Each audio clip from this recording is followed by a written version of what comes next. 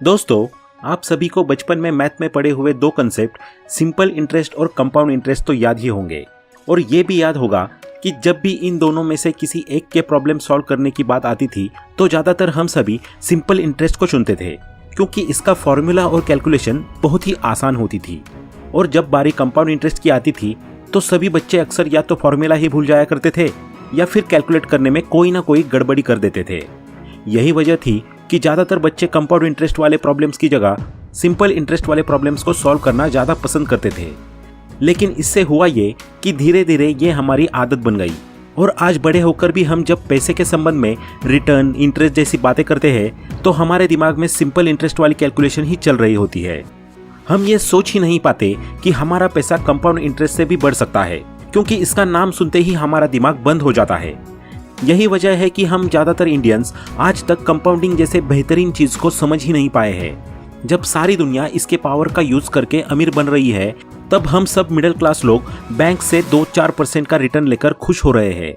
ऐसे में अगर सच में आप अमीर बनना चाहते हैं तो पावर ऑफ कंपाउंडिंग को समझो और अपने माइंड से बोलो कि सिंपल नहीं, कंपाउंड इंटरेस्ट वाली कैलकुलेशन करना शुरू करें। तो दोस्तों, आज के इस वीडियो में मैं आपसे कंपाउंडिंग के असली पावर के बारे में बात करूंगा और साथ ही ये भी समझेंगे कि कैसे दुनिया के सारे रिच लोग इन्वेस्टिंग और स्टॉक्स में कंपाउंडिंग का सहारा लेकर और अमीर बनते चले जा रहे हैं। तो चलिए दोस्तों, शुरू करते हैं। आज से काफी साल पहले अल्बर्ट आइंस्टाइन ने कहा था कि compounding interest is the 8th wonder of the world. जिसने इसे समझ लिया वो तो माला माल हो जाएगा और जो इसे नहीं समझा वो बर्बाद हो जाएगा। कंपाउंडिंग के इस पावर को समझने के लिए आइए एक स्टोरी सुनते हैं। एक बार की बात है, दो बड़े ही गहरे दोस्त थे, अमित और पीयूष। अमित एक बड़े ही नॉर्मल बैकग्राउंड से बिलोंग करता था, लेकिन वो पढ़ने लिखने में बहुत अच्छा था। खास करके मैथ्स की कैलकुलेशन उसे बहुत ज़्यादा ही पसंद थी।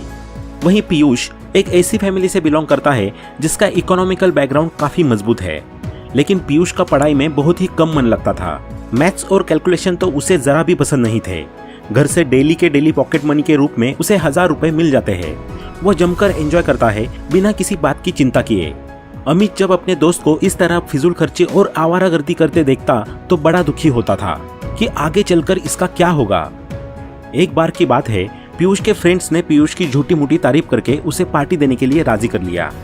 अब पीयूष ने काउंटिंग करना शुरू की तो पता चला कि पार्टी में टोटल खर्चा तो 3000 रुपए होने वाला है और उसके पास तो अभी बस 1000 रुपए ही है। वो दौड़ा दौड़ा अमित के पास पहुंचा। उसने अमित को सारी सिचुएशन बताई और उससे 2000 रुपए उधार देने को कहा। अमित को पहले तो गुस्सा आया कि क्यों हमेशा ही ये ऐसे पैसे उड़ाता रहता है। क्या इसे समझ नहीं आता कि जो लोग आज इससे चिपके हुए हैं वो सिर्फ इसलिए कि ये उन पर बिना सोचे समझे खर्च करता रहता है। लेकिन फिर उसके दिमाग में ख्याल आया कि ये तो बहुत अच्छा मौका है, क्यों ना इसे पैसे की अहमियत समझाई जाए और इसे सबक सिखाया जाए। अमित जो पैसे अपने लिए गिटार खरीदने के लिए जोड़ रहा था उन्हें देने के लिए राजी हो गया। लेकिन पैसे देते समय उसने पीयूष के सामने एक शर्त रखी कि जब तू ये पैसे मुझे लौटाएगा तो मुझे एक साथ नहीं देगा, तू मुझे रोज 1-1 रुपए करके दिया करेगा। लेकिन ध्यान रहे कि कल अगर तूने मुझे 1 रुपया दिया है तो परसों तू मुझे डबल देगा, यानी कि 2 रुपए। फिर अगले दिन तू मुझे उसका डबल देगा, यानी कि 4 रुपए। ऐसे करके तू हर रोज डबल करता जाएगा 30 दिनों तक। पीयूष के बात सिर के ऊपर से निकल गई। वो बोला, तुझे जैसे चाहिए ले लेना भाई, इतनी टेंशन क्यों ले रहा है? ला फटाफट मुझे 2000 दे, पार्टी के लिए लेट हो रहा है। अमित ने 2000 रुपए निकाले और पीयूष उन्हें लेते ही तुरंत फरार हो गया। फिर आई अगले दिन की बारी, जब पीयूष ने अमित को 1 रुपया दिया। फिर दूसरे दिन पीयूष ने 2 रुपए दिए। फिर तीसरे दिन 4 रुपए। शुरुआत में तो पीयूष को कोई फर्क नहीं पड़ा, लेकिन जब 12वां दिन आते आते अमाउंट 2048 रुपए पर पहुंच गया तब पीयूष की परेशानी बढ़ने लगी, क्योंकि पॉकेट मनी तो सिर्फ 1000 रुपए ही मिलता है, जबकि अमाउंट हर दिन बढ़ता जा रहा है। 15वां दिन आते आते पीयूष की हालत खराब हो गई।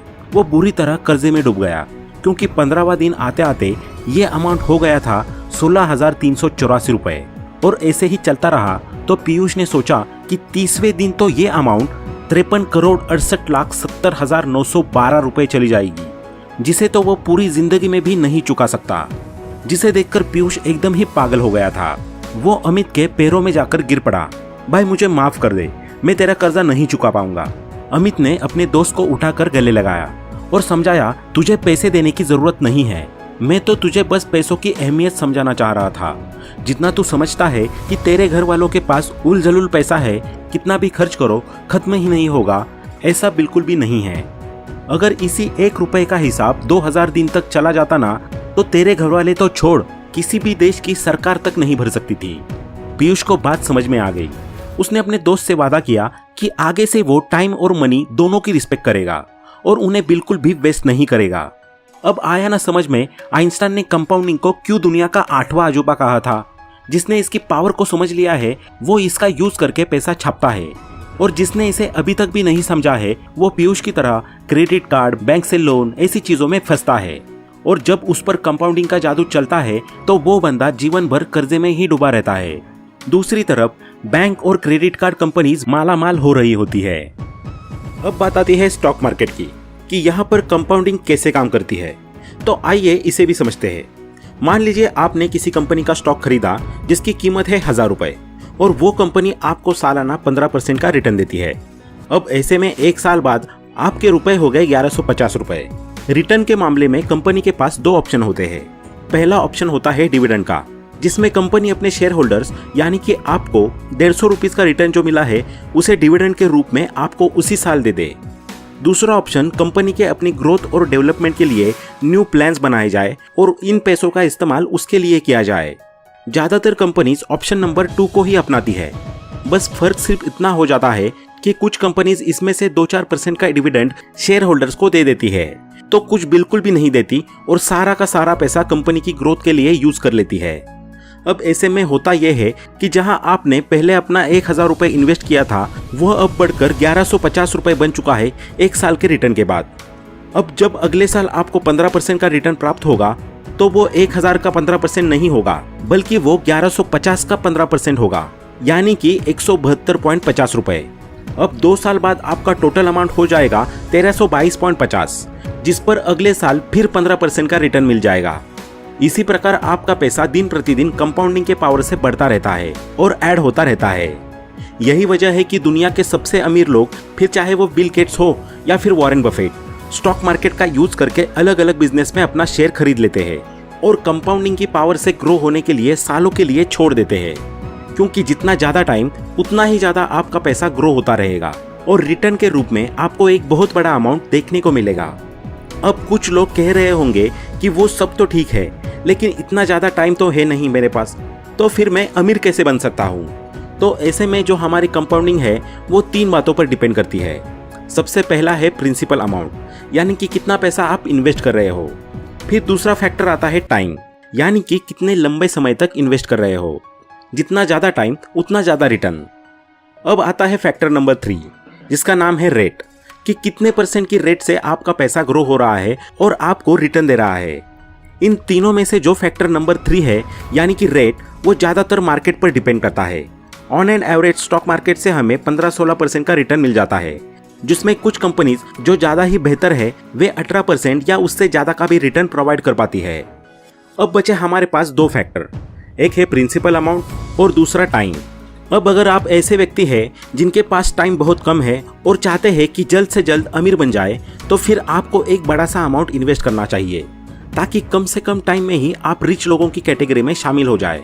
दूसरा, अगर आप ऐसे व्यक्ति हैं जिनके पास टाइम तो बहुत है लेकिन पैसे की बहुत तंगी चल रही है, तब फिर आपको अपने बजट के अनुसार एक फिक्स्ड अमाउंट लॉन्ग टर्म के लिए इन्वेस्ट करना चाहिए, क्योंकि जितना लंबा टाइम पीरियड होगा उतना ही कंपाउंडिंग अपना जलवा बेहतर दिखा पाएगी।